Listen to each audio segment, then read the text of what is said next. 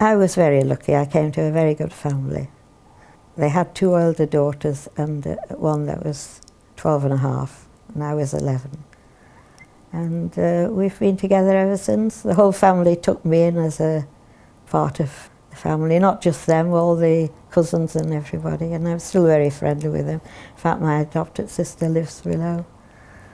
And my sister wasn't quite as lucky. She stayed until we got engaged, which is 63 years ago. She went back to my cousins on the continent who came back from the war. Life's been here since. What were you allowed to bring with you, or what could you carry and bring with you on the A trip? little case. We had a little case between us. I had a doll, and we both had little rings on. I had a necklace for my mother's that she gave me, but it was very tiny, and I don't think they'd have found it if they'd have stripped me. But they didn't take much notice of the size we were. They were more interested in the older girls when they came on the train. The customs said, everything you have to declare, what have you got, you can't take that with you. They just took a bracelet from somebody, I think, as far as I can remember. And can you remember your parents as you were leaving? Yes. My father had a stern face, that's all I can remember, but my mother was crying, if I remember rightly. We tried to all look out of the window as we were going, but we were too small, we couldn't get to the window. The bigger girls got there before us.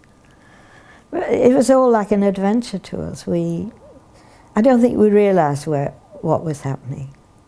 We knew we were leaving our parents, but I'm quite sure we didn't have an inkling what was going to happen. As I say, you come to us, the first thing that struck me about Leeds, it was how dirty it was. And I can always remember everything seemed black to me, because it was evening when we got here. Everybody was sort of curious, and 3 days later we went to school. We went to Cowper Street, and my sister went to, she stayed with me the first few days in school. And the same time some twins came back from Cardiff. They weren't from abroad, but we were all hurled together, and we couldn't speak a word of English, and not many of them spoke German, but we soon learned. And I think it's because I never mixed with a lot of foreign people after I came here.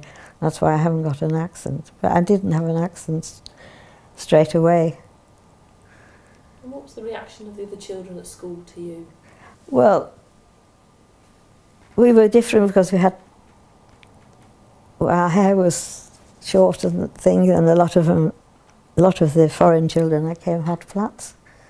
So in school there was about half a dozen refugee children, some younger, only one younger than us, and the rest were similar age to me, or a bit older.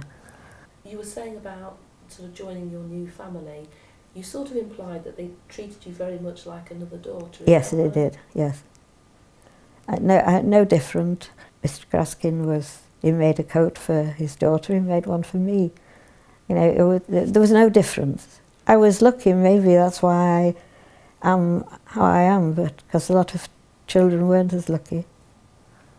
My sister was in the family the little girl had a bit of trouble. She used to be poorly, and then the husband got poorly, and they wanted her to do more housework and things like that, and my cousin said, no, you come and live with us. So she went over to Belgium. They put her through school. She learned French, and she married a Frenchman, and they have 2 girls and 6 grandchildren.